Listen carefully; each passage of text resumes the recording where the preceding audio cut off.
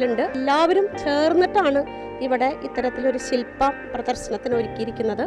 അത് വളരെ സന്തോഷത്തോടു കൂടി നാടിനെ സമർപ്പിക്കും. നമുക്ക് ഇങ്ങനെ ഒരു അവസരം കിട്ടിയത് ഭാഗ്യമായിട്ട് തന്നെ കാണുന്നു. ഇതിങ്ങനെ ഒരു ദേശത്തൊരു ഉത്സവം ഉണ്ടാവുക എന്ന് പറയുന്നത് നമുക്ക് എല്ലാവർക്കും ഒത്തുകൂടാനും നാട്ടിലെല്ലാവരും സന്തോഷിക്കാനൊക്കെ ഉള്ള ഒരു അവസരമാണ്.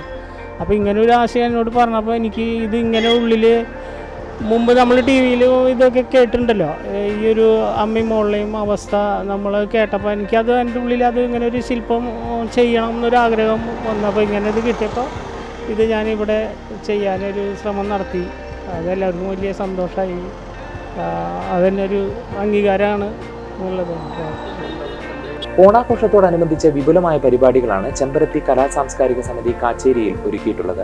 രണ്ടോണ നാളിൽ അബിലിശ്ശേരി ശിവക്ഷേത്രത്തിന് മുൻവശത്ത് നിന്ന് ആരംഭിച്ച കുമ്മാട്ടി ഘോഷയാത്ര പി ബാലചന്ദ്രൻ MLA ഉദ്ഘാടനം ചെയ്തു.